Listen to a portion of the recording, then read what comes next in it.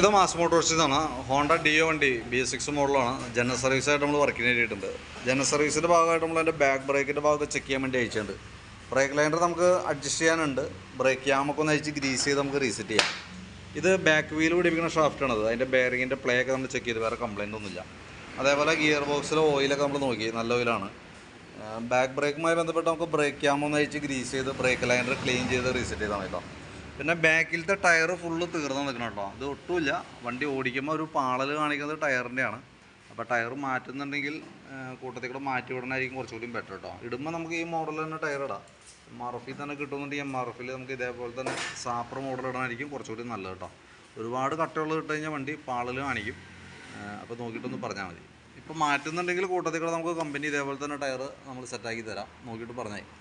പിന്നെ അതേപോലെ നമ്മൾ അതിൻ്റെ എയർ ഫിൽറ്റർ ക്ലച്ച് സൈഡൊക്കെ അയച്ചിട്ടുണ്ട്. എയർ ഫിൽറ്ററൊക്കെ നമ്മൾ ക്ലീൻ ചെയ്യാൻ വേണ്ടി അയച്ചാലാണ്.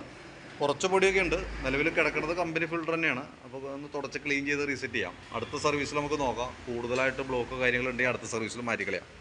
പിന്നെ അതിന് പുറമെ ക്ലച്ച് ഗ്രീസിങ് നമ്മൾ കൂട്ടത്തിൽ നടത്തി വിടുന്നുണ്ട്. ജനറൽ സർവീസിലുള്ളതാണ് ക്ലച്ച് ഗ്രീസിങ്. അതിന് വേണ്ടിയിട്ട് അയച്ചാലാണ്. നിലവിൽ ക്ലച്ചിൽ വേറെ ഓയിൽ ലീക്ക് കാര്യങ്ങളൊന്നുമില്ല. നമ്മളതിൻ്റെ വേരിയേറ്റർ ബോഡി ബോസ് ഡ്രൈവർ റോളറൊക്കെ ചെക്ക് ചെയ്ത് വേറെ കംപ്ലയിൻ്റ് ഒന്നുമില്ല. ക്ലച്ച് യൂണിറ്റ് ഫുള്ളായിട്ടൊന്ന് ഗ്രീസ് ചെയ്ത് റീസെറ്റ് ചെയ്താൽ മതി. ഒന്ന് ക്ലീൻ ചെയ്ത് ഗ്രീസ് ചെയ്യാം. വേറെ പ്രോബ്ലം ഒന്നും കാണുന്നില്ല കേട്ടോ.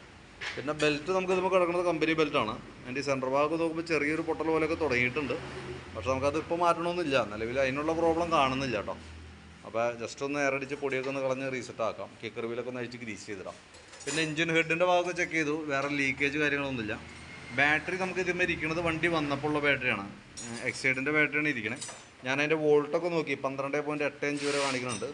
ബാറ്ററി നമ്മൾ ലോഡ് ടെസ്റ്റിലേക്ക് കൊടുക്കുമ്പോൾ 8.87 വരെ വന്നിട്ടുണ്ട്. അപ്പോൾ നിലവിൽ വോൾട്ട് 8.5 വോൾട്ടിൽ താഴേക്ക് വന്നു കഴിയുമ്പോഴത്തേക്കും ഓൾറെഡി കംപ്ലൈൻറ്റ് കാണിക്കാൻ സാധ്യത കൂടുതലാണ്. അപ്പോൾ നിലവിൽ അതിൻ്റെ ഒരു ബോർഡർ ലൈനിലേക്ക് എത്തിയിട്ടുണ്ട്. വലിയ താമസമില്ലാണ്ട് ബാറ്ററി ലൈഫ് തീരും. കംപ്ലൈൻറ്റ് കാണിച്ചിട്ട് മാറ്റിയാൽ മതി. ജസ്റ്റ് ഞാൻ ചെക്ക് ചെയ്തപ്പോൾ അതിൻ്റെ ഡീറ്റെയിൽസ് ഒന്ന് അപ്ഡേറ്റ് ചെയ്തെന്നുള്ളൂ. പിന്നെ ഫ്രണ്ട് ഭാഗത്തേക്ക് വരുമ്പോഴത്തേക്കും ഫ്രണ്ട് ഷോക്കിൻ്റെ ഭാഗത്ത് നമ്മൾ ചെക്ക് ചെയ്തു. ആക്ഷനൊക്കെ ഓക്കെയാണ്. അതേപോലെ തന്നെ ഓയിൽ ലീക്കോ കാര്യങ്ങളൊന്നുമില്ല. ഫ്രണ്ട് ടയർ ചെക്ക് ചെയ്തു. നല്ല ടയർ കിടക്കുന്നത്.